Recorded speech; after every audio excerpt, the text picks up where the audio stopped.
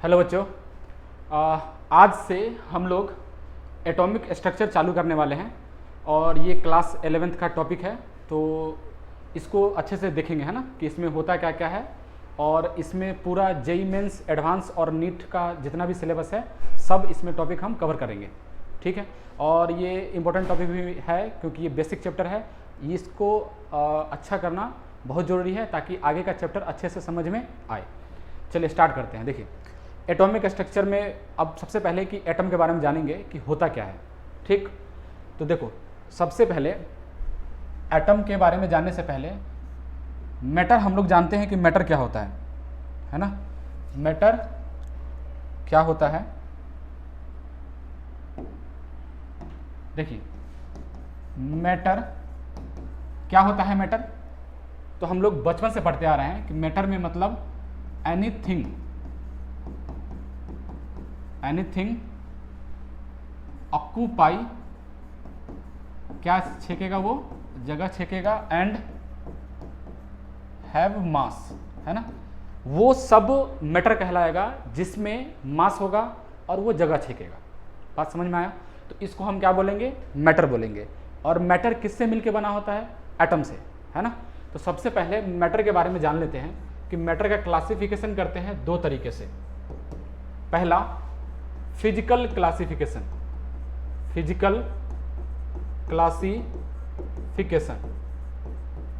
ठीक।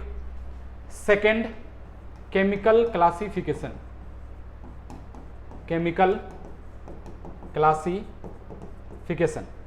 सही है। अब देखो, फिजिकल क्लासिफिकेशन में मैटर को तीन तरीके से बांटते हैं। पहला हुआ सॉलिड, सेकंड हुआ लिक्विड, तीसरा हुआ गैस, ठीक है। अब आ जाओ केमिकल क्लासिफिकेशन में। केमिकल क्लासिफिकेशन दो तरीके का। सबसे पहले एक होता है प्योर सब्सटेंस, है ना। सेकंड हुआ मिक्सचर, है ना। तो पूरा मैटर जो है उसको हम दो कैटेगरी में बांटे। पहला हुआ फिजिकल क्लासिफिकेशन, सेकंड हुआ केमिकल क्लासिफिकेशन। फिजिकल क्लासिफिकेशन में तीन पार्ट, एक सॉलिड, लिक्विड, गैस। और केमिकल क्लासिफिकेशन में दो, प्योर सब्सटेंस और मिक्सचर। अब आ जाओ, सबसे पहले जो सॉलिड है, लिक्विड है, गैस है, ये हमारा फिजिकल क्लासिफिकेशन था। तो केमिकल क्लासिफिकेशन में जो प्योर सब्सटेंस है, ये फर्दर इसका क्लासिफिकेशन होता है दो तरीके से, ठीक है। पहला तरीका जो है उसको बोलते हैं एलिमेंट। क्या बोलते हैं, एलिमेंट। सेकंड जो है वो है कंपाउंड। बात समझ में आता है, एलिमेंट और कंपाउंड। उसी तरीके से मिक्सचर भी दो टाइप का, एक हुआ होमोजीनस मिक्सचर और सेकंड हुआ हेट्रोजीनस मिक्सचर, है ना। फिर फर्दर इसी में एलिमेंट का तीन पार्ट, एक हुआ हमारा मेटल, दूसरा हुआ मेटलॉइड, तीसरा हुआ नॉन मेटल, है ना। कंपाउंड का दो पार्ट, एक हुआ हमारा ऑर्गेनिक कंपाउंड, दूसरा हुआ इनऑर्गेनिक कंपाउंड। बात समझ में आता है ना। फिर देखो, होमोजीनस का टाइप क्या होता है, तो होमोजीनस में आता है ट्रू सॉल्यूशन। क्या आता है, ट्रू सॉल्यूशन। और हेट्रोजीनस का दो पार्ट, एक होता है कोलाइडल सॉल्यूशन, सेकेंड होता है सस्पेंशन। क्या होता है, सस्पेंशन, है ना। ये तुम्हारा पूरा मैटर का क्लासिफिकेशन है। ध्यान देंगे क्या सीन है कि मैटर जो होता है वो किसको बोले, जितना भी चीज़ हमको दिख रहा है, जैसे मार्कर हुआ, बेंच, डेस्क, कुर्सी, कुछ भी, मैटर किसको बोलेंगे, जिसके पास मास होगा और वो जगह छेकेगा, वो क्या कहलाया, मैटर कहलाया, है ना। तो मैटर दो पार्ट में बांटे इसको हम, फिजिकल क्लासिफिकेशन और केमिकल क्लासिफिकेशन। फिजिकल क्लासिफिकेशन में solid, liquid, gas. Chemical classification दो तरीके से, प्योर सब्सटेंस और मिक्सचर। प्योर सब्सटेंस का दो पार्ट, एक एलिमेंट, दूसरा कंपाउंड। और दूसरा पार्ट कौन सा है, मिक्सचर। मिक्सचर का दो पार्ट, एक होमोजीनस, दूसरा हेट्रोजिनस। अब समझो एलिमेंट का जो 3 पार्ट है, मेटल एलिमेंट, मेटल, मेटोलाइड और नॉन मेटल। कंपाउंड का 2 part, organic compound, inorganic compound. फिर मिक्सर में होमोजेनस था, तो होमोजेनस के अंदर आता है ट्रू सॉल्यूशन और हेट्रोजेनस के अंदर आता है कोलाइडल और सस्पेंशन।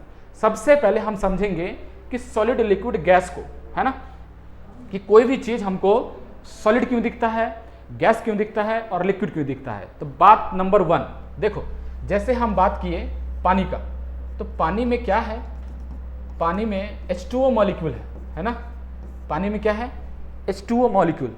अब इसमें होता क्या है कि जैसे मान लो हम H2O खूब सारा लिए, अब H2O H2O H2O और H2O, है ना, क्या है कि H2O का स्ट्रक्चर कैसा होता है, ये O है, इधर H है, इधर H है और इधर होता है लोन पेयर। देखो अभी हमको लोन पेयर नहीं पता कि होता क्या है ना, तुम समझो केवल कि ये स्ट्रक्चर है H2O का, ठीक है।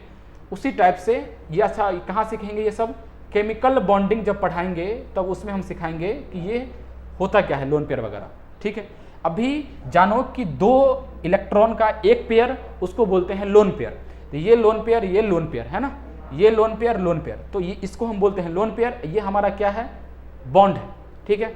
तो इस टाइप से होगा लोन पेयर, लोन पेयर, ये हमारा क्या है, बॉन्ड है ना। अब समझो एक और बात कि हम लोग 10th में पढ़े थे कि बॉन्ड जो होता है वो 3 पार्ट में बांटा जाता है उसको। एक है तुम्हारा आयोनिक बॉन्ड, दूसरा है कोवेलेंट बॉन्ड, है ना, और तीसरा है मेटेलिक बॉन्ड, मेटेलिक बॉन्ड, है ना। एक और बॉन्ड होता है कोऑर्डिनेट बॉन्ड, उसके पर अभी नहीं जा रहे हैं, वो आगे पढ़ेंगे। बॉन्ड कितने टाइप का होता है, आयोनिक, कोवेलेंट और मेटेलिक, बात समझ में आता है। अब आयोनिक बॉन्ड, कोवेलेंट बॉन्ड और मेटेलिक बॉन्ड पहचानने का तरीका, जनरल जो होता है, जनरल हम पहचानने का, वो मेटल और नॉन मेटल के बीच में बनने वाला कंपाउंड या फिर मॉलिक्यूल क्या कहलाता है, ionic compound. Covalent generally non metal और नॉन मेटल के बीच में बनता है, और मेटेलिक कंपाउंड मेटल और मेटल के बीच में बनता है। बात सही है। यहाँ से समझो, जैसे आयोनिक का एग्जाम्पल हम तुमको दे, तो जैसे हुआ NaCl, Na क्या है, मेटल, और Cl क्या है, नॉन मेटल। तो मेटल नॉन मेटल के बीच में क्या बना, आयोनिक बॉन्ड। बात क्लियर। बात समझना, जब आयोनिक बॉन्ड बनता है तो आयोनिक बॉन्ड में इलेक्ट्रॉन का होता है ट्रांसफर, आयोनिक बॉन्ड में इलेक्ट्रॉन का होता है ट्रांसफर, है ना। जैसे NaCl था, तो NaCl में Na पे आया प्लस चार्ज और Cl पे आया माइनस चार्ज। बात समझ में आता है। Na पे आया प्लस चार्ज और Cl पे आया माइनस चार्ज। अब हम बात करते हैं, एक लेते हैं कोवेलेंट, एक क्या लेते हैं, कोवेलेंट, है ना। एक काम करते हैं, इसको हम नेक्स्ट पेज में समझाते हैं, यहाँ पे ये दिक्कत करेगा। देखो जैसे हम बोले, एक हुआ तुम्हारा आयोनिक, दूसरा हुआ कोवेलेंट, है ना। जैसे आयोनिक बॉन्ड में हम बात किए Na और Cl, तो Na पे कौन सा चार्ज होता है, प्लस, और Cl पे माइनस। कोवेलेंट वाले में हम क्या बोले, जैसे तुम्हारा है HCl, है ना, HCl ले लेंगे, तो H और Cl में H को जनरली नॉन मेटल मानते हैं, Cl को जनरली नॉन मेटल, है ना। तो मेटल और नॉन मेटल जब जब होगा तब कंपाउंड जनरली आयोनिक होगा, और नॉन मेटल के बीच में कोवेलेंट होगा। तो बात नंबर 1 क्या, कि इसमें Na पे कंप्लीट प्लस है, Cl पे कंप्लीट माइनस है। कंप्लीट प्लस और कंप्लीट माइनस बोलने का मतलब, यहाँ पे इलेक्ट्रॉन का हुआ है ट्रांसफर, इलेक्ट्रॉन का क्या हुआ है, ट्रांसफर। जैसे Na क्या कर दिया, इलेक्ट्रॉन को डोनेट कर दिया, मतलब इलेक्ट्रॉन ट्रांसफर कर दिया, तो Na पे 1 प्लस चार्ज आया, Cl 1 इलेक्ट्रॉन ले लिया, इसलिए 1 माइनस चार्ज आया। जैसे हम बोले O2 माइनस, तो ऑक्सीजन कितना इलेक्ट्रॉन लिया, 2 इलेक्ट्रॉन, तो हम बोलेंगे कि ऑक्सीजन पे माइनस चार्ज है तो इलेक्ट्रॉन लिया, और कितना लिया, तो 2 इलेक्ट्रॉन लिया। Na पे प्लस चार्ज है, मतलब इलेक्ट्रॉन निकाल दिया, कितना निकाला, सिंगल प्लस। तो यहाँ पे हुआ है इलेक्ट्रॉन का ट्रांसफर। कोवेलेंट वाले में, कोवेलेंट बॉन्ड वाले में इलेक्ट्रॉन का होता है शेयरिंग, इलेक्ट्रॉन का क्या होता है, शेयरिंग, है ना। अच्छा, ये सब हम डिटेल में कहाँ पढ़ेंगे, केमिकल बॉन्डिंग में। अभी हल्का फुल्का आइडिया दे रहे हैं। जैसे इलेक्ट्रॉन का शेयरिंग कैसे होता है, जैसे मान लो ये H है, ये Cl है, दोनों आपस में इस टाइप से बॉन्ड बनाया, ठीक। तो इसमें बॉन्ड में H और Cl के बीच में यहाँ पे 1 इलेक्ट्रॉन है, 1 इलेक्ट्रॉन यहाँ पे है, ठीक। एक बॉन्ड में 2 इलेक्ट्रॉन, 2 इलेक्ट्रॉन से ज़्यादा भी इलेक्ट्रॉन होता है, लेकिन हम उसको पढ़ेंगे केमिकल बॉन्डिंग में। अभी समझो, H और Cl में जो बॉन्ड बना है उसमें 2 इलेक्ट्रॉन होता है, 1 इलेक्ट्रॉन इस H का, 1 इलेक्ट्रॉन इस Cl का। इससे मिलकर बना एक बॉन्ड और इस बॉन्ड को बोलते हैं कोवेलेंट बॉन्ड। बात समझ में आया? इस कोवेलेंट बॉन्ड का दो पार्ट, एक पार्ट कब, जब एक जैसे मान लो हम Cl2 लेते हैं तो Cl और Cl के बीच में भी बॉन्ड है, यहाँ भी दो इलेक्ट्रॉन होगा, एक इस Cl का एक इस Cl का, है ना। तो जो कोवेलेंट होता है वो दो टाइप का बॉन्ड बनाता है, एक हुआ पोलर बॉन्ड और एक हुआ नॉन पोलर बॉन्ड। बात समझ में आता है? क्या है कि जैसे इसमें जो इलेक्ट्रॉन ये बाहर में कर रखा है, बॉन्ड में जो बॉन्ड बना रखा है उसमें हाइड्रोजन को इलेक्ट्रॉन खींचने का पावर होता है, क्लोरीन को इलेक्ट्रॉन खींचने का पावर होता है। इस पावर को बोलते हैं इलेक्ट्रॉन निगेटिविटी। ठीक, उसको कहाँ पढ़ेंगे? पीरियोडिक टेबल में। बस अभी तुमको हम समझाए हैं क्या कि जब इलेक्ट्रॉन को खींचना होता है तो एलिमेंट उसको खींचने का पावर रखता है, उस पावर को बोलते हैं इलेक्ट्रॉन निगेटिविटी। तो यहाँ से जो इलेक्ट्रॉन ये खींच रहा है चाहे Cl खींच रहा है, दोनों का पावर हुआ अलग अलग। तो इसमें क्लोरीन का पावर ज़्यादा हुआ खींचने का, तो अपने इलेक्ट्रॉन के साथ साथ हाइड्रोजन के इलेक्ट्रॉन को भी खींच लेता है, इसलिए इस पे आता है पार्शियल नेगेटिव, इस पे आता है पार्शियल पॉजिटिव। बात समझ में आया?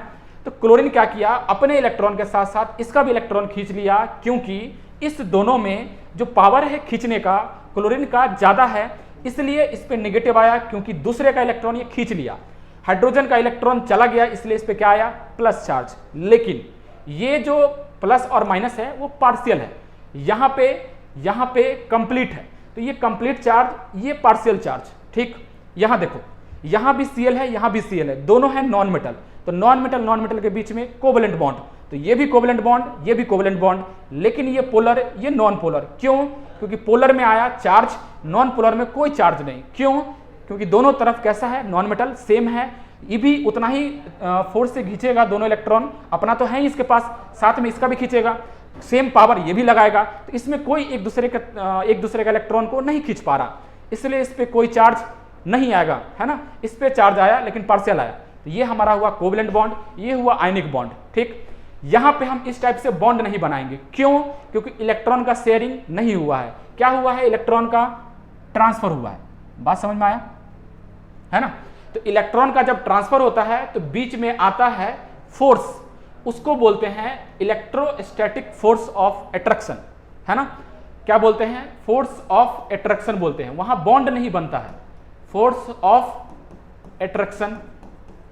बात समझ में आया? यहां पे क्या हुआ है? यहां पे इलेक्ट्रॉन का शेयरिंग हुआ है ना। तो यहां हुआ है फोर्स ऑफ अट्रैक्शन, यहां पे हुआ है इलेक्ट्रॉन का शेयरिंग। हालांकि कुछ प्लस माइनस की वजह से यहां भी क्या आएगा? Force of attraction. ठीक है, तो अब समझो ये हुआ आयनिक बॉन्ड, यह है covalent bond. Metallic bond metal के बीच में आएगा, जैसे आयरन का रॉड, उसमें मेटल है, आयरन के बीच में मेटेलिक बॉन्डिंग। तो ये सब हुआ तुम्हारा बॉन्डिंग। ठीक, तो अब आते हैं अपने टॉपिक पे।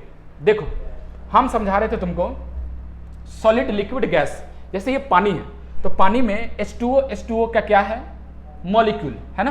तो H2O के बीच में फोर्स होगा यहाँ पे, है ना, और एक H2O के अंदर होगा। तो जब हम अंदर का बात करते हैं, H2O के अंदर का, तो अंदर को बोलते हैं, इस अंदर वाले को बोलते हैं इंट्रा मॉलिक्यूलर फोर्स, है ना। और बीच में जो फोर्स लग रहा है, बीच में जो इंटरेक्शन लग रहा है, उसको बोलते हैं इंटर मॉलिक्यूलर फोर्स, है ना। एक हुआ इंट्रामॉलिक्यूलर फोर्स, एक हुआ इंटरमॉलिक्यूलर फोर्स। ठीक, अब देखो हम यहाँ पे बॉन्ड नहीं बनाए हैं, मतलब यहाँ पे अट्रैक्शन है, यहाँ बॉन्ड है, तो ये बॉन्ड मॉलिक्यूल के अंदर है, तो मॉलिक्यूल के अंदर को बोलते हैं इंट्रामॉलिक्यूलर फोर्स और इसको बोलते हैं इंटरमॉलिक्यूलर फोर्स। बात समझ में आया? तो क्या कहने वाले हैं कि जैसे हम बोले कि इंट्रामॉलिक्यूलर फोर्स और इंटरमॉलिक्यूलर फोर्स में दोनों में मजबूत कौन सा हुआ? तो मजबूत होता है इंट्रामॉलिक्यूलर फोर्स, इंटरमॉलिक्यूलर फोर्स कमजोर होता है। तो जब भी हम पानी को हीट करते हैं तो हीट करने पे कौन सा बॉन्ड टूटा? बीच वाला, जिसको हम क्या बोल रहे हैं? Intermolecular force. अंदर वाला नहीं टूटता, तभी तो बोलते हैं कि वाटर का क्या बना है? वेपर। हम ऐसा नहीं बोलते हैं कि H और O का वेपर बना है। अगर बीच वाला बॉन्ड टूटता, मतलब अंदर का बॉन्ड H और O का, तो इंट्रामॉलिक्यूलर बॉन्ड टूटता, तो हम क्या बोलते कि वेपर किसका बना है? हाइड्रोजन और ऑक्सीजन का। लेकिन हम बचपन से पढ़ते आ रहे हैं कि वेपर किसका बनता है? H2O का। क्यों? क्योंकि H2O का अंदर का बॉन्ड नहीं टूटता, H2O के बीच का बॉन्ड टूटता है। वो इसलिए क्योंकि इंटरमॉलिक्यूलर फोर्स कमजोर होता है, इंट्रा मॉलिकुलर फोर्स मजबूत होता है। इंट्रा मॉलिकुलर फोर्स का टाइप देखेंगे तो वो होता है ionic bond, covalent bond, metallic bond. बात समझ में आया? तो इंट्रा मॉलिकुलर फोर्स जिसको बोल रहे हैं, जो अंदर का बॉन्ड होता है, वो आयनिक बॉन्ड, कोवलेंट बॉन्ड, ये सब होता है ना। और बीच वाला जो हुआ वो इंटरमॉलिकुलर फोर्स होता है और यही टूटता है। ठीक है, तो अब हमको डिसाइड करना होगा कि सॉलिड कब होगा, लिक्विड कब होगा, गैस कब होगा। ठीक है, अच्छा इसके डिटेल में हम जाएंगे, लेकिन केमिकल बॉन्डिंग में। अभी केवल हम तुमको आइडिया दे रहे हैं, है ना। हम लोग को डिफाइन करना है कि सॉलिड क्या होता है, लिक्विड क्या होता है, गैस क्या होता है। तो इंटरमॉलिकुलर फोर्स, कौन सा फोर्स? इंटरमॉलिकुलर फोर्स, मतलब मॉलिक्यूल के बीच में अगर ज्यादा मजबूत अट्रैक्शन या फिर ज्यादा मजबूत इंटरेक्शन हो गया तो यही पानी आइस बन जाएगा, मतलब सॉलिड में चला जाएगा। अगर ये वाला कमजोर हो गया तो लिक्विड में चला जाएगा, और ज्यादा कमजोर हो गया तो गैस में चला जाएगा। जैसे पूरा खत्म नहीं होगा, पूरा खत्म होने का मतलब H2O कहीं और चला गया, ये H2O कहीं और चला गया, मतलब दोनों में इंटरेक्शन रहेगा लेकिन कमजोर रहेगा। तो काफी ज्यादा कमजोर मतलब दूर दूर हो गया तो गैस बन जाएगा, थोड़ा मजबूत हो गया तो लिक्विड बन जाएगा, और ज्यादा मजबूत हो गया तो सॉलिड बन जाएगा। जैसे वाटर का आइस हुआ, है ना, वाटर का वेपर हुआ, वाटर का लिक्विड हुआ। तो ये तीनों है, और सॉलिड, लिक्विड, गैस का फिजिकल स्टेट डिपेंड करता है कि मॉलिक्यूल के बीच में इंटरमॉलिकुलर फोर्स बना, और ये होता है कमजोर, तो हीट करते हैं इसलिए ये वाला टूटता है। इसलिए हम बोलते हैं कि वाटर का वेपर बना है, और ये वाला जो बीच का इंटरेक्शन हुआ, ये इंटरेक्शन इंटरमॉलिकुलर फोर्स हुआ, और जब ये ब्रेक करता है तो वाटर का वेपर बनता है, और ज्यादा मजबूत हो जाएगा तो यही सब्सटेंस सॉलिड में चला जाएगा। अगर ये कमजोर हुआ तो लिक्विड में चला जाएगा, और ज्यादा कमजोर हुआ तो गैस में चला जाएगा। इसको बोलते हैं सॉलिड, लिक्विड, गैस। बात समझ में आया? अब आ जाओ अपने फिर से टॉपिक पे। तो यहां तक अभी तक देख चुके हैं ना कि सॉलिड, लिक्विड और गैस किसको बोलेंगे, ठीक है ना। इसके बाद हम लोग के केमिकल क्लासिफिकेशन अब समझेंगे कि इसमें ये सब क्या है। तो प्योर सब्सटेंस को दो पार्ट में बांटा गया है, एलिमेंट और कंपाउंड, और मिक्सचर को दो पार्ट में बांटा गया, एक होमोजेनस और हेट्रोजेनस। प्योर सब्सटेंस में समझते हैं कि एलिमेंट और कंपाउंड क्या है, ठीक, और मॉलिक्यूल क्या है। उसमें ज़्यादा कन्फ्यूजन होता है, इसलिए इसको देखेंगे कि होता क्या है। देखो, सबसे पहले एटम लो, है ना। एटम से मिलके बनेगा, एलिमेंट हो चाहे कंपाउंड हो चाहे मॉलिक्यूल हो। तो एटम हम ले लिए, और इसमें एक चीज़ बता रहे हैं कि मॉलिक्यूल को डिफाइन कैसे करते हैं। तो मॉलिक्यूल को डिफाइन करने का तरीका कि एटम और ग्रुप ऑफ एटम, एटम और group of atom exist freely called molecule, है ना। एटम हो या फिर उसका ग्रुप ऑफ एटम हो, अगर वो फ्रीली एग्जिस्ट कर रहा है तो उसको हम क्या बोलेंगे? मॉलिक्यूल बोलेंगे। जैसे देखो, एटम का कॉम्बिनेशन दो टाइप का हम कर रहे हैं कि एटम जो कंबाइन करता है वो दो तरीके से, एक होगा होमो टाइप कॉम्बिनेशन और एक होगा हेट्रो टाइप कॉम्बिनेशन, ठीक है। जब होमो टाइप कॉम्बिनेशन होगा एटम का तो एलिमेंट का फॉर्मेशन होगा, और हेट्रो टाइप कॉम्बिनेशन होगा एटम का तो कंपाउंड का फॉर्मेशन होगा। बात समझ में आया? तो होमो टाइप जो एटम का कॉम्बिनेशन है, जैसे हम तुमको बोले कि इसमें टाइप्स है, पहला टाइप जो है वो मान लो मोनो एटॉमिक टाइप हुआ होमो, और एक हुआ डाई एटॉमिक टाइप होमो हुआ, ट्राई एटॉमिक भी हो सकता है। तो मोनो एटॉमिक टाइप होमो है तो एटम का कॉम्बिनेशन से ये पूरा एलिमेंट बनेगा, ये इसका कॉम्बिनेशन से कंपाउंड बनेगा, डिफरेंट एटम है इसलिए। अब हम डिफाइन कर रहे हैं कि मॉलिक्यूल क्या होता है। तो ये एलिमेंट का, ये कंपाउंड का, मॉलिक्यूल इसमें भी होता है, मॉलिक्यूल इसमें भी होता है। इसके मॉलिक्यूल को बोलेंगे मॉलिक्यूल ऑफ एलिमेंट, इसके मॉलिक्यूल को बोलेंगे मॉलिक्यूल ऑफ कंपाउंड, ठीक है। इसमें आ जाओ, होमो वाले में मोनो एटॉमिक टाइप एटम जब कॉम्बिनेशन हम करवा रहे हैं अब, तो मोनो एटॉमिक में क्या हुआ कि एटम है, अगर वो फ्रीली एग्जिस्ट कर रहा है तो मोनो एटॉमिक मॉलिक्यूल हुआ, क्योंकि मॉलिक्यूल का डेफिनेशन है कि एटम हो या फिर ग्रुप ऑफ एटम हो, अगर वो फ्रीली एग्जिस्ट करता है तो मॉलिक्यूल कहलाता है, ठीक है ना। अगर सिंगल एटम है, अगर वो फ्रीली एग्जिस्ट कर रहा है तो मॉलिक्यूल कहलाएगा, अगर फ्रीली एग्जिस्ट नहीं करता है तो फिर मॉलिक्यूल नहीं कहलाएगा। तो ऐसे इसका एग्जाम्पल बोले, helium, neon, argon. Helium gas होता है ना, उसमें हीलियम एटम होता है और वो फ्रीली एग्जिस्ट करता है, तो अब हीलियम यहाँ पे एटम जो है वो फ्रीली एग्जिस्ट कर रहा है, इसलिए हीलियम को क्या बोल सकते हैं, मोनो एटॉमिक टाइप मॉलिक्यूल। मतलब ये भी मॉलिक्यूल है, ये भी मॉलिक्यूल है, ये भी मॉलिक्यूल है, क्योंकि इसमें ये सब एटम जो होता है ना इसका, वो फ्रीली एग्जिस्ट करता है, ठीक। और वहीं पे एक से ज़्यादा हीलियम हो जाए, एक से ज़्यादा हीलियम हो जाए, एक से ज़्यादा हीलियम हो जाए, तो ये कॉम्बिनेशन बन गया एलिमेंट का कॉम्बिनेशन, मतलब इसको एलिमेंट बोलेंगे। वहीं पे नियॉन एक से ज़्यादा हो जाए, एक नियॉन, दूसरा नियॉन, तीसरा नियॉन, एक से ज़्यादा नियॉन हो जाए, तो ये जो रिपीट हो रहा है बार बार, यही मिलकर क्या बना देगा, एलिमेंट। फिर इसका रिपीटेशन से क्या बन जाएगा, एलिमेंट। इधर आ जाओ डायटोमिक वाले में, जैसे एग्जांपल दिए O2 N2 है ना, ये सब गैस है, O2 N2 Cl2, ये सब क्या है, ये सब डाई एटॉमिक टाइप मॉलिक्यूल हुआ। क्यों, क्योंकि ये डाई एटॉमिक है जो फ्रीली एग्जिस्ट करता है, तो डाई एटॉमिक फ्रीली एग्जिस्ट किया, इसलिए बोलेंगे डाई एटॉमिक टाइप मॉलिक्यूल। और यही एक से ज़्यादा बार हो जाए, एक से ज़्यादा बार हो जाए, जैसे O2 गैस ले लिए, तो उस गैस में O2 बार बार बहुत सारा O2 होगा, तो इसके कॉम्बिनेशन से क्या बना, एलिमेंट बन गया। क्योंकि सेम टाइप है, होमो टाइप क्या बनाता है, एलिमेंट बनाता है। तो एलिमेंट यहाँ भी बन रहा है, यहाँ भी बन रहा है, यहाँ भी बन रहा है, यहाँ भी बन रहा है, यहाँ भी बनेगा, यहाँ भी बनेगा। एक से ज़्यादा N2 ले लो, एक से ज़्यादा Cl2 ले लो, क्या बना देगा, एक से ज़्यादा N2 बोलेंगे तो N2 का एलिमेंट बन गया, और ये Cl2 का एलिमेंट बन गया, ठीक। तो होमो टाइप से एलिमेंट का फॉर्मेशन होता है, हेटेरो टाइप से कंपाउंड का फॉर्मेशन होता है। अब एलिमेंट में मॉलिक्यूल होगा, कंपाउंड में मॉलिक्यूल होगा, तो एलिमेंट के मॉलिक्यूल को बोलेंगे मॉलिक्यूल ऑफ एलिमेंट, इसके मॉलिक्यूल को बोलेंगे मॉलिक्यूल ऑफ कंपाउंड। ये कब होता है, जब हेटेरो टाइप होता है। ये कब होगा, जब होमो टाइप। होमो मतलब सेम, होमो मतलब सेम, और हेटेरो मतलब डिफरेंट, है ना, बात समझ में आता है। तो इसके बाद देखो, तो ये सब हमको समझ में आ गया। इसी में एक और टाइप होता है कि जिसमें एटम फ्री एग्जिस्ट नहीं करता। जैसे हम सोडियम का प्लेट ले ले, तो इसमें सोडियम का प्लेट ले लो, ये देखो सोडियम का प्लेट, इसमें सोडियम का प्लेट ले लो, इस टाइप से सोडियम का प्लेट आ गया, सोडियम का प्लेट आ गया। तो ये मान लो एक प्लेट है जिसमें सोडियम एटम है इस टाइप से, तो इसमें एटम फ्रीली एग्जिस्ट नहीं कर रहा। ये भी एलिमेंट है क्योंकि सेम टाइप है, सेम टाइप ऑफ एटम होगा, सेम टाइप ऑफ एटम हुआ, सेम से क्या बनता है, एलिमेंट का फॉर्मेशन। तो ये भी एलिमेंट है, लेकिन यहाँ एटम फ्री एग्जिस्ट नहीं कर रहा, जिसकी वजह से यहाँ पे मॉलिक्यूल को डिफाइन नहीं करेंगे। तो सोडियम हुआ, है ना, आयरन का रॉड हो गया, वो सब में एटम फ्री एग्जिस्ट नहीं करता। यहाँ फ्रीली एग्जिस्ट कर रहा था एटम, तो इस एटम को हम बोलेंगे मोनो एटॉमिक टाइप मॉलिक्यूल। ये क्या हुआ, डाई एटॉमिक टाइप मॉलिक्यूल। बस समझ में। अब आ जाओ अपने हेटेरो टाइप वाले में। हेटेरो टाइप में क्या होगा, डिफरेंट एटम कंबाइन करेगा। जैसे हम कंबाइन किए H और O को, तो H और O से कॉम्बिनेशन से क्या बना, H2O बना।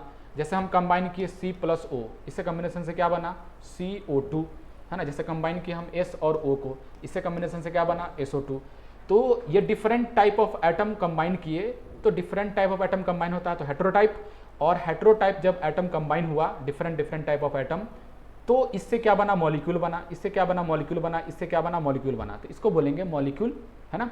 यही मॉलिक्यूल रिपीट कर जाए, यही मॉलिक्यूल रिपीट कर जाए, जैसे हम पानी ले लिए 1 लीटर, उसमें H2O बहुत सारा होगा, तो ये जब रिपीट करता है तो किसका फॉर्मेशन होता है, कंपाउंड का। किसका फॉर्मेशन होता है, कंपाउंड का। यहीं पे CO2 CO2 CO2 CO2 एक से ज़्यादा बार रिपीट कर जाए तो ये CO2 का कंपाउंड हो गया, है ना। ये CO2 का, वैसे ही इसका कंपाउंड बन जाएगा, है ना। तो हेटेरो टाइप से क्या बना, हेटेरो टाइप से बना कंपाउंड, होमो टाइप से बना एलिमेंट।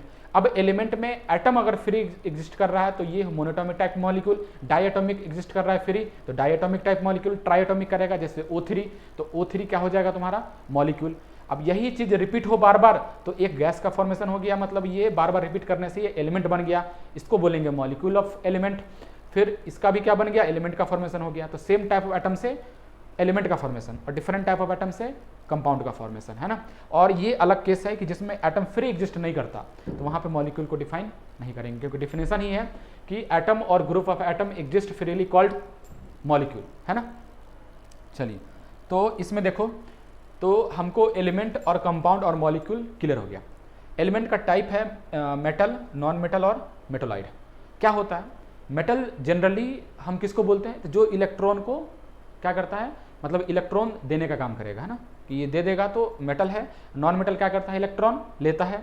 और मेटोलाइड क्या करेगा, इस दोनों का कॉम्बिनेशन करेगा, कि जो मेटल की तरह बिहेव करे और नॉन मेटल के दोनों की तरह बिहेव करे, उसको क्या बोलेंगे, मेटोलाइड बोलेंगे, है ना। तो मेटल एलिमेंट, मेटल क्या करेगा, मेटल इलेक्ट्रॉन डोनेट करता है, ये नॉन मेटल इलेक्ट्रॉन लेगा, है ना, और नॉन मेटल दोनों की तरह बिहेव करेगा। कंपाउंड क्या होता है, तो कंपाउंड अभी समझा दिए, कंपाउंड दो टाइप का, ऑर्गेनिक, इनऑर्गेनिक और सारा कंपाउंड, लेकिन मेनली ऑर्गेनिक कंपाउंड और इनऑर्गेनिक कंपाउंड।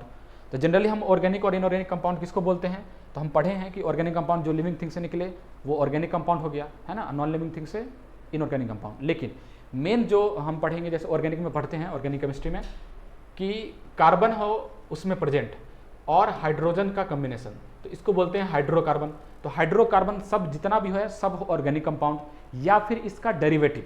जैसे हम लिए मीथेन, तो इसका डेरिवेटिव कैसे बना सकते हैं, तो Cl2 के साथ इसका रिएक्शन करा दो इस टाइप से। अभी हल्का फुल्का इसको हम इन्फॉर्मेशन दे रहे हैं केवल कि यहाँ से क्या बन जाएगा CH3Cl, फिर फर्दर Cl2 के साथ रिएक्शन करा दो तो क्या बन जाएगा CH2Cl2, है ना, ऐसे करके CHCl3, ऐसे करके ये सब क्या हुआ, ये सब डेरिवेटिव है। किसका डेरिवेटिव है, इस हाइड्रोकार्बन का। तो क्या कॉम्बिनेशन बना है कि हाइड्रोकार्बन होना चाहिए तो वो ऑर्गेनिक कंपाउंड है, नहीं तो डेरिवेटिव ऑफ हाइड्रोकार्बन। और डेरिवेटिव ऑफ हाइड्रोकार्बन मतलब H को रिप्लेस करो, अदर आइटम उसमें कंबाइन करो। तो जैसे Cl2 हुआ, है ना, F फ्लोरीन हुआ, नाइट्रोजन हुआ, कुछ भी हम इसमें एडिशन कर सकते हैं। तो एडिशन करने से जो डेरिवेटिव बना हाइड्रोकार्बन का तो उसको बोलेंगे ऑर्गेनिक कंपाउंड। तो एक तो हुआ तुम्हारा हाइड्रोकार्बन, और डेरिवेटिव ऑफ हाइड्रोकार्बन क्या कहलाया, ऑर्गेनिक कंपाउंड, है ना। और इसके अलावा जितना है सब इनऑर्गेनिक कंपाउंड। जैसे H2SO4, है ना, H2SO4 हो गया, ये भी क्या है, इनऑर्गेनिक कंपाउंड हो गया, इसमें कार्बन वगैरह नहीं है, है ना। जैसे HCl हो गया, इनऑर्गेनिक कंपाउंड, इसको क्या बोलते हैं, मिनरल एसिड, है ना, जो नॉन लिविंग थिंग से सब एसिड वगैरह निकलता है। और ऑर्गेनिक कंपाउंड का जैसे हम बात की, तो जैसे ऑर्गेनिक कंपाउंड का एसिड कौन सा हो गया, CH3COOH, है ना, फॉर्मिक एसिड, ये सब। तो ऑर्गेनिक और इनऑर्गेनिक में डिफरेंस हमको समझ में आता है। चलिए, तो यहाँ तक हो गया। अब देखो इधर आ जाओ, मिक्सचर। मिक्सचर में homogeneous mixture, heterogeneous mixture. Homogeneous mixture किसको बोलेंगे, ट्रू सोल्यूशन।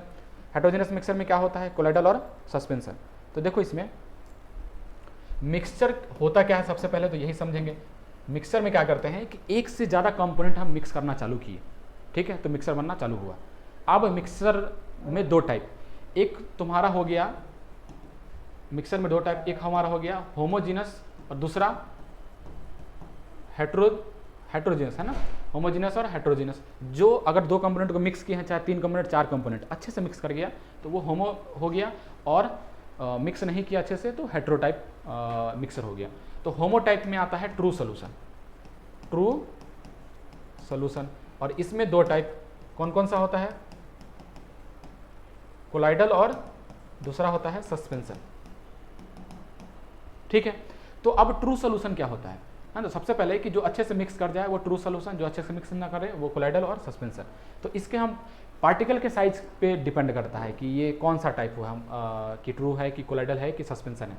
तो पार्टिकल का साइज कैसे डिफाइन करते हैं कि अगर पार्टिकल का साइज 1 एंगस्ट्रॉम से 10 एंगस्ट्रॉम के बीच में है तो उसको बोलते हैं ट्रू सोल्यूशन, ठीक है। अगर 10 एंगस्ट्रॉम से 10,000 एंगस्ट्रॉम के बीच में हो तो इसको बोलते हैं कोलाइडल सोल्यूशन, है ना। और ग्रेटर देन 10,000 हो तो इसको बोलेंगे ये ट्रू सोल्यूशन, ये कोलाइडल सोल्यूशन, और ये सस्पेंशन सोल्यूशन, है ना। जिसमें सस्पेंशन में हम जानते हैं कि जो मिक्स ही नहीं होता है अच्छे से, जैसे पानी में बालू डाल दिए, सस्पेंशन हो गया वो। अब कोलाइडल और ट्रू में क्या डिफरेंस, तो कोलाइडल में हम बताते हैं कि कोलाइडल जैसे ट्रू सोल्यूशन कौन सा हो गया, चीनी पानी का सोल्यूशन, नमक पानी का सोल्यूशन, ये सब है ट्रू सोल्यूशन। और कोलाइडल सोल्यूशन में क्या होता है, जैसे हो गया तुम्हारा मिल्क हो गया, है ना, तो मिल्क हो गया, ये सब क्या है, ये सब हमारा है कोलाइडल सोल्यूशन। जैसे डिटर्जेंट वगैरह होता है ना, पानी में डालते हैं तो वो कैसा सोल्यूशन बनाता है, सब कोलाइडल सोल्यूशन बनाता है ना, मिसल का फॉर्मेशन करता है, तो वो सब कोलाइडल सोल्यूशन हो गया। तो इसमें जैसे बात किए कि कोलाइडल ट्रू सोल्यूशन में जो अच्छे से मिक्स हो जाए, और ये सब अच्छे से मिक्स नहीं हुआ है, तो इसमें देखो होता क्या है कि जैसे इसका कंपोनेंट हम मिक्स करते हैं कि दो कंपोनेंट मिक्स किए, तो दो कंपोनेंट में एक को बोलते हैं सॉल्यूट और एक को बोलते हैं सॉल्वेंट। बात समझ में आता है। और इसमें अगर दो कंपोनेंट मिक्स किए हैं तो एक है हमारा डीपी होता है और दूसरा को बोलते हैं डीएम। एक को क्या बोलते हैं, एक को बोलते हैं डीपी और दूसरे को बोलते हैं डीएम, है ना।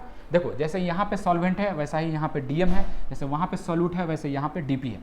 तो जैसे यहाँ पे सॉल्यूट और सॉल्वेंट जो पढ़ते हैं अभी तक वो केवल ट्रू सोल्यूशन के लिए यूज होता है, और कोलाइडल सोल्यूशन के लिए हम डीपी और डीएम बात करते हैं, सॉल्यूट और सॉल्वेंट बात नहीं करेंगे, ठीक है। तो यहाँ से देखो जैसे हम बात की यहाँ पे सॉल्वेंट और सॉल्यूट, तो इसी में जब ट्रू सोल्यूशन का बात करते हैं तो ट्रू सोल्यूशन में अगर दो कंपोनेंट हम मिक्स किए हैं, दो कंपोनेंट अगर मिक्स किए हैं तो उसको बोलते हैं क्या, दो कंपोनेंट मिक्स किए हैं तो बाइनरी सोल्यूशन, है ना, बाइनरी सोल्यूशन। और तीन कंपोनेंट मिक्स किए तो टर्नरी, क्वाटरनरी, ऐसे करके बोलेंगे। क्वाटरनरी में 4 कंपोनेंट, तो दो कंपोनेंट में एक हो गया तुम्हारा सॉल्यूट और दूसरा हो गया सॉल्वेंट। बात समझ में आता है। अब सॉल्वेंट में अगर हमारा सॉल्वेंट लिक्विड है तो सॉल्यूशन भी कैसा कहलाता है, सॉल्यूट और सॉल्वेंट मिलकर क्या बना, सॉल्यूशन बना। तो सॉल्यूशन में क्या कहलाएगा, लिक्विड सॉल्यूशन, है ना। अगर सॉल्वेंट हमारा सॉलिड है तो हमारा सॉल्यूशन कैसा कहलाता है, सॉलिड सॉल्यूशन। बात समझ में आता है ना। और हमारा सॉल्वेंट अगर गैस है तो ये क्या कहलाता है, गैसियस सॉल्यूशन। तो ये दो कंपोनेंट के लिए बात की है ना। अब सॉल्यूट क्या क्या होना चाहिए, तो देखो लिक्विड वाले में सॉलिड ऐड कर दो तो भी चलेगा, लिक्विड ऐड कर दो तो भी चलेगा, और गैस ऐड कर दो तो भी चलेगा, है ना। तो सॉल्यूट कुछ भी हो सकता है। सॉल्वेंट अगर लिक्विड है तो सॉल्यूशन का नाम क्या पड़ेगा, लिक्विड सॉल्यूशन। फिर भी इसमें देख लो, इसमें भी सॉलिड इन सॉलिड या लिक्विड इन लिक्विड, है ना, और गैस इन लिक्विड, तो इसको क्या बोलेंगे, सॉलिड सॉल्यूशन। मतलब सॉल्वेंट के नाम से सॉल्यूशन का नाम पड़ रहा है, लिक्विड सॉल्यूशन, सॉलिड सॉल्यूशन और गैसेस सॉल्यूशन। यहाँ पे भी 3 कंडीशन, एक बार सॉलिड, फिर एक बार लिक्विड, एक बार गैस। तो ये क्या कहलाया, गैसियस सॉल्यूशन। ये क्या कहलाया, सॉलिड सॉल्यूशन। ये क्या कहलाया, लिक्विड सॉल्यूशन, है ना। तो ये हुआ ट्रू सॉल्यूशन के बारे में इंफॉर्मेशन। इसके बाद हम बात किए किसके लिए, कि अगर हमारा डीएम लिक्विड है तो इसके अंदर सॉलिड भी हो सकता है, इसके अंदर लिक्विड भी हो सकता है और गैस भी हो सकता है ना। अब ये चेंज कर देंगे डीएम, तो इसको हम चेंज कर करके भी जैसा भी चेंज किए थे वैसा भी चेंज कर सकते हैं। तो ज़्यादा डिटेल में नहीं जा रहे हैं, बस समझा रहे हैं कि अगर सॉलिड है लिक्विड में है तो इससे बनता है सॉल, है ना। अगर लिक्विड और लिक्विड है तो लिक्विड लिक्विड का कॉम्बिनेशन से बनता है क्या, इमल्सन, है ना, नाम सुने होंगे। इमल्सन का एग्जाम्पल कौन सा होता है, मिल्क, है ना। और गैस इन लिक्विड है तो इससे कौन सा कोलाइडल सोल्यूशन बनता है, तो इससे बनता है फोम। जैसे सोप का लेदर होता है ना, वो सोप का लेदर वो फोम होता है, तो वो इसी का एग्जांपल है कि गैस इन लिक्विड। तो ये कोलाइडल का पार्ट हुआ कि कोलाइडल में भी ऐसा कंडीशन आता है कि हर एक जब इधर सॉलिड हो जाए फिर गैस हो जाए, है ना। तो सबका अपना अपना कॉम्बिनेशन। जैसे यहाँ पे डीएम है वैसा ही ट्रू सॉल्यूशन में सॉल्वेंट हुआ, तो सॉल्वेंट के नाम से सॉल्यूशन का नाम पड़ता था। तो यहाँ डीएम है तो डीएम लिक्विड है, तो सबका अलग अलग कैटेगरी। अगर लिक्विड में गैस डाल दिए, लिक्विड में लिक्विड डाल दिए, लिक्विड में सॉलिड डाल दिए, तो वैसा ही यहाँ पे होगा, सॉलिड में सॉलिड, सॉलिड में लिक्विड, सॉलिड में गैस, है ना। तो सबका अलग अलग केस, बस हम हल्का सा एग्जाम्पल दिए हैं लिक्विड वाले केस का, कि एक को सॉल्व बोलेंगे, इमल्सन बोलेंगे, फोम बोलेंगे। बात समझ में आता है ना। तो ये एग्जाम्पल हुआ, जैसे मिल्क का एग्जाम्पल हुआ। तो मिल्क में देखो क्या होता है ना, मिल्क कैसे कोलाइडल सोल्यूशन बनाता है। तो हम लोग जानते हैं कि मिल्क अनस्टेबल होता है, क्योंकि कोलाइडल सोल्यूशन ना अनस्टेबल ज़्यादा होता है, मतलब कि अनस्टेबल होता है वो सोल्यूशन, ज़्यादा स्टेबल फॉर्म में नहीं होता। क्योंकि मिल्क को देखो तो जल्दी वो क्या होता है, अलग हो जाता है उसका पार्ट जो है। जैसे इसमें पार्ट कौन कौन सा होता है, जैसे लिक्विड फैट हो गया इसमें, और साथ में क्या होता है, वाटर। तो वाटर क्या हो गया हमारा, डीएम, और ये क्या हो गया, डीपी। तो हल्का सा उसको विरलिंग मोशन दे दो तो वो दूध फट जाता है, तो उसमें लिक्विड फैट अलग, वाटर अलग। तो ये कंबाइन करेंगे तो क्या बनाएगा, कोलाइडल सोल्यूशन, क्योंकि मिल्क कोलाइडल सोल्यूशन है ना। और इसमें देखो डीएम लिक्विड है, तो डीएम लिक्विड है, डीपी क्या है, लिक्विड फैट, और दोनों मिलकर क्या बनाया, कोलाइडल सोल्यूशन, है ना, डीपी और डीएम। अब ये दोनों मिल्क होता है अनस्टेबल, तो दोनों को पकड़ के कौन रखता है, तो बीच में स्टेबलाइजर का काम करता है, जो कि इसको पकड़ के रखता है, इसको अलग होने नहीं देता, है ना। स्टेबलाइजर का काम करता है, और वो कौन होता है, कैसीन, है ना, CASIEN। कैसीन एक ऐसा स्टेबलाइजर है, मतलब जो क्या करता है, लिक्विड फैट और वाटर को पकड़ के रखता है। लेकिन ये कोलाइडल सोल्यूशन अनस्टेबल सोल्यूशन होता है, ज़्यादा स्टेबल नहीं होता, इसलिए हल्का सा भी उसको घुमाएंगे तो फट जाएगा। फटता इसलिए है क्योंकि ये अनस्टेबल होता है, कमज़ोर होता है, तो उसको बांधे कौन रखता है, कैसीन बांधे रखता है। कैसीन एक स्टेबलाइजर होता है जो इसको और इसको बांधे रखता है, ठीक है। वैसा ही एग्जाम्पल हम देना चाहेंगे तो सोप का भी दे सकते हैं। सोप में क्या होता है, सोप में जैसे एग्जाम्पल लिए C15H31 COO- और Na+, ये होता है ना, ये सोप का फॉर्मूला है। तो सोप का फॉर्मूला में ये कौन सा पार्ट है हमारा, ये पार्ट है नॉन पोलर, है ना। ये नॉन पोलर, ये कौन सा वाला पार्ट है, ये पोलर पार्ट है। नॉन पोलर मतलब जिसपे चार्ज वगैरह ना हो, अब पोलर मतलब चार्ज, है ना, समझा दिए हैं। तो अब नॉन पोलर और पोलर पार्ट है। तो अब साबुन क्या करता है, तो जैसे हम लोग को मान लो गंदगी लग जाता है ना, तो गंदगी जो होता है वो कैसा होता है, नॉन पोलर, और पानी मारेंगे इस पर तो वो अच्छे से साफ़ नहीं होता है। अब पानी कैसा होता है, पानी होता है पोलर। तो पानी पोलर और गंदगी जो चेहरे पर लग जाता है जिसको हम लोग धोना चाहते हैं वो कैसा होता है, वो होता है नॉन पोलर। अब पानी पोलर है तो हम जानते हैं कि डिजॉल्व कैसे होता है, लाइक डिजॉल्व लाइक, मतलब सेम होना चाहिए। पोलर पोलर में डिजॉल्व होगा, पोलर पोलर में डिजॉल्व होगा, नॉन पोलर नॉन पोलर में डिजॉल्व होगा, नॉन पोलर नॉन पोलर में डिजॉल्व होगा। तो अब पानी पोलर है, गंदगी है नॉन पोलर, तो कैसे डिजॉल्व होगा, इसलिए बीच में कौन आता है, साबुन, जो क्या करता है, पोलर और नॉन पोलर को पकड़ के रखता है और हमारा गंदगी साफ कर देता है। वो कैसे, देखो ये जो पोलर पार्ट है वो इस टाइप से होता है ना, और इधर क्या हो गया C माइनस, ये कौन सा वाला चेन है, ये चेन है ये वाला, है ना, R ग्रुप। तो ये देखो, तो इधर क्या आ गया C माइनस।